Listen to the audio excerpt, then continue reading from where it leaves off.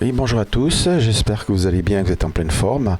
Cadrage du DAX pour ce lundi 7 juillet 2025.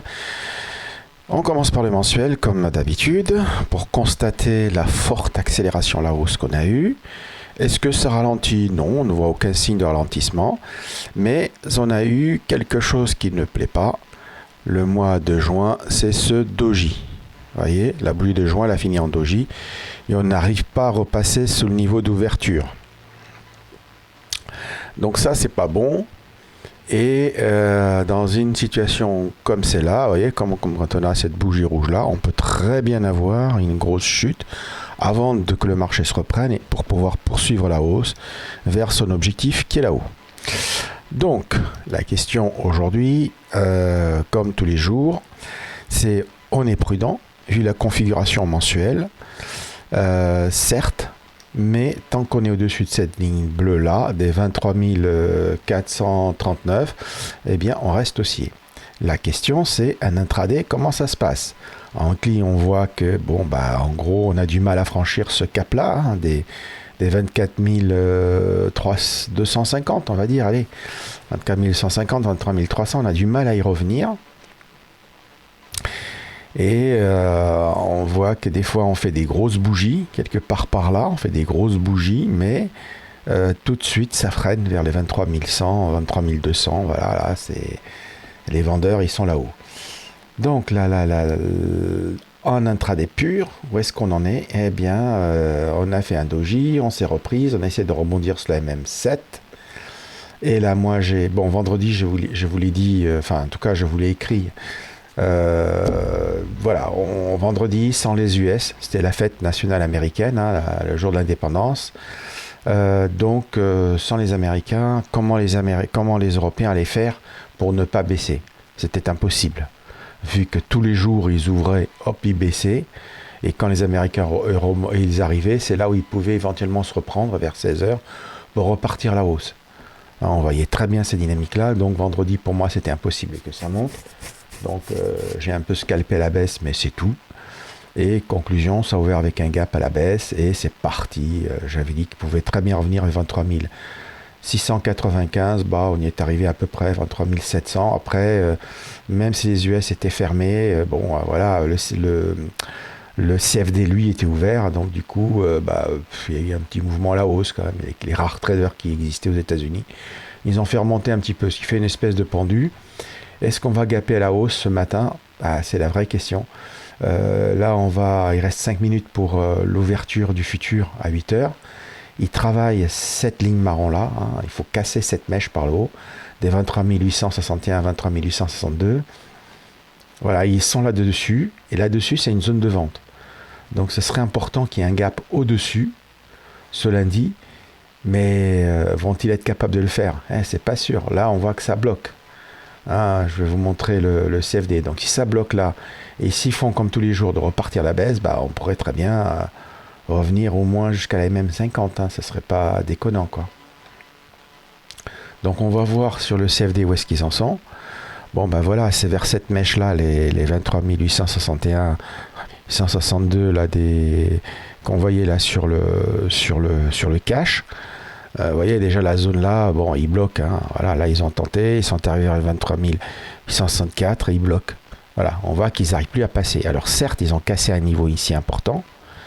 Du coup, la tendance à très court terme, mais ça c'était avant l'ouverture, vous voyez, c'est sur des mouvements asiatiques. C'est sans conséquence a priori. Ça n'a pas. Voilà, c'est des faux signaux, quoi, souvent. Tant que tu n'as pas au moins l'ouverture de 8 heures pour nous dire comment ils ouvrent sur le futur, qui nous donne une première indication. Il est rare que l'indication que nous donne l'ouverture du futur soit différente de celle d'ouverture de 9 heures, mais ça peut arriver. Donc là, pour le moment, ils sont sur une dynamique haussière, mais ils bloquent les 23 861. Donc là, pour le moment, je ne fais absolument rien. Je n'ai pas envie de me presser à trader. On est lundi. Comme je vous le dis souvent, les mecs, ils attendent, ils font leur réunion pour se décider quoi faire. Ils ne prennent vraiment des décisions qu'en début d'après-midi. Donc, qu'est-ce qui va se passer là ce matin? Est-ce qu'ils vont revenir tester la super trend ou pas? J'en sais rien. Moi, j'attends 10 heures pour trader, en vrai. Sauf si un scalp, je vois une ouverture, en retour ici assez vite, un achat comme souvent vers la bande de Bollinger-Basse, mais bon, alors, ça m'étonnerait qu'ils partent vers le bas là tout de suite tôt le matin. Donc je ne fais pas grand chose. Moi je vais attendre plutôt 10 heures pour me décider, voir s'ils ont du peps pour aller casser la super trend. Enfin, je vais rester surtout observateur. J'ai pas tellement envie de trader ce matin-là. J'ignore ce qu'ils vont faire parce que j'ai vu que tous les matins ils ne font rien à part baisser quoi, dès 9 heures quoi. Donc là ça bloque à 23 861. En scalp pur, j'aurais presque même envie de vendre par ici, vous voyez. Le seul problème, c'est que je suis en contradiction avec la cassure de ce niveau-là. Donc, résultat des cours, je ne fais absolument rien. J'attends de voir s'ils vont être capables d'ouverture avec un gap à la hausse au-dessus des 23 861 ou pas. Et voilà, des fois en trading, quand le comportement du DAX, on a des doutes sur la compréhension, le mieux c'est de ne rien faire. Alors, il faut aussi comprendre le fondamental, un petit peu le fondamental. Donc le fondamental, c'est les fameuses négociations sur les droits de douane entre l'Europe et les US. Vous voyez, ils ont déjà fait, les États-Unis, Trump a réussi à signer pas mal d'accords, donc ça fait remonter pas mal d'argent aux États-Unis quand même. Entre les États-Unis et un paquet de pays. Même s'il y a des accords avec la Chine, même si on ne connaît pas la teneur exacte de ces accords-là, mais avec l'Europe, c'est pas encore fait.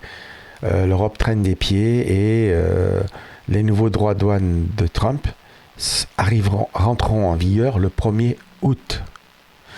Et donc Trump met la pression sur les Européens. Il va leur envoyer une lettre ce matin, en gros avec des menaces de hausse, de droits de douane, des tarifs, voilà, un certain nombre de choses pour leur mettre la pression.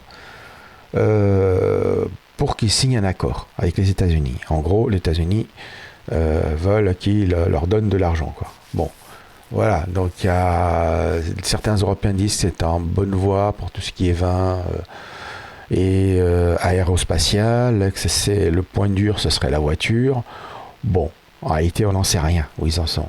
Je pense que de ce que je comprends, les Européens seraient divisés entre certains qui voudraient résister aux Américains. Parce que voilà, ils ont vu que ça marche quand on tient tête à Trump. D'autres, ils ont envie de baisser le pantalon et de faire ce que Trump dit. En gros, on ne sait pas trop ce qu'ils vont faire, quoi.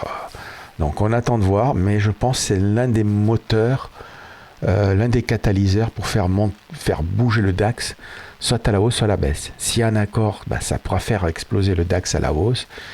Et s'il n'y en a pas, si les droits de douane montent, ce serait un catalyseur pour la baisse du DAX, à mon avis. Donc je m'attends à pas grand-chose sur cet actif. Alors revenons un peu sur le DAX, on vient d'avoir 8 heures. On a l'ouverture du futur. Bon, il se passe rien, quoi. Il n'y a pas de gros mouvements. Pour le moment, je vois pas grand-chose, si ce n'est que ils n'y arrivent pas à franchir les 23 861 et j'ai plutôt l'impression qu'ils vont partir à la baisse, comme tous les jours, mais je ne sais pas quand exactement ils vont partir à la baisse. Ils peuvent nous faire une mèche pour aller joindre la super trend et après partir fortement à la baisse. Donc dans ce moment, et déjà à 8 heures, j'ai l'impression que ça y est, c'est parti, un petit mouvement baissier qui se met en place. Bon. Voilà, moi, je vous dis, c'est ce que je crains, c'est que comme tous les matins, le DAX, il ne parte à la baisse. Et donc tous les excès haussiers, mais je ne vais pas me précipiter, sont à vendre, tous les excès haussiers seraient à vendre. Bon, moi j'ai pas envie de me précipiter. Si j'ai un accès haussier vers la super trend, peut-être que je vendrai un petit peu, mais c'est du scalp, c'est pas d'intraday. Un intraday, la logique est la suivante, je vous la rappelle, tant qu'on est au-dessus de la ligne bleue, on achète. Donc on atteint un signal, une cassure d'une ligne marron par le haut, et un retracement qui tient, on achète, voilà. Et tant qu'on n'est pas au-dessus, on ne fait rien. On attend de pouvoir acheter. Je vous dis, c'est ce qui marche le mieux, ce qui, du point de vue des probabilités, vous donne des probabilités fortes de gain. Donc là, il n'y a rien à faire, un intraday pur, rien du tout. Vous attendez d'avoir la preuve que le marché veut monter. Et à ce moment-là, vous définissez des niveaux de retracement pour pouvoir acheter. Là, on ne peut rien faire. Donc moi, je vous dis, il ne faut rien faire du tout. Voilà, c'est très simple, je pense que je ne peux pas être plus clair avec vous. Voilà, en scalp pur, c'est différent. Regardez là, comme il retrace bien déjà. Donc, c'est tout ce que moi je peux vous dire. Donc, pour moi, on n'est pas dans un niveau d'achat pour vous. Il n'y a rien à faire. Voilà, le scalp, je ne vous donne pas de signaux, mais sachez qu'en scalp, je suis vendeur de tous les excès haussiers pour le moment, parce que on n'arrive pas à franchir les 23 861, parce que la dynamique du marché, c'est de baisser jusqu'à l'arrivée des US, donc jusqu'à midi, ça va risque d'être baissier comme tous les autres jours. Et voilà, je vous ai tout dit, hein, il n'y a pas 36 000 choses à dire.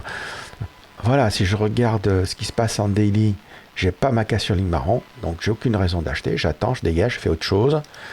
Et voilà, en scalp pur, il y a des choses à faire, mais ça ne vous concerne pas. Et je trouve que c'est trop dangereux pour vous de vous donner ça. Voilà, c'est tout ce que je peux vous dire. Tendance de fond long terme haussière. Il faut attendre le signal pour pouvoir faire quelque chose. Et n'oubliez pas qu'il y a du fondamental, ces fameuses négociations entre l'Europe et les États-Unis qui peuvent donner un catalyseur si accord il y a ou pas. Voilà, et sachez qu'il y a une date butoir qui est le 1er août. Et sur ce, je vous ai tout dit sur tout ce qu'il y a à savoir sur le marché. Un intraday pur, il faut attendre, vous n'avez aucun signal d'achat pour pouvoir commencer à travailler. Voilà, et des moments où il faut savoir attendre sur le marché d'avoir la configuration qui va bien. Voilà, je vous ai tout dit. Sur ce, je vous souhaite une bonne journée et je vous dis à bientôt. Bye bye.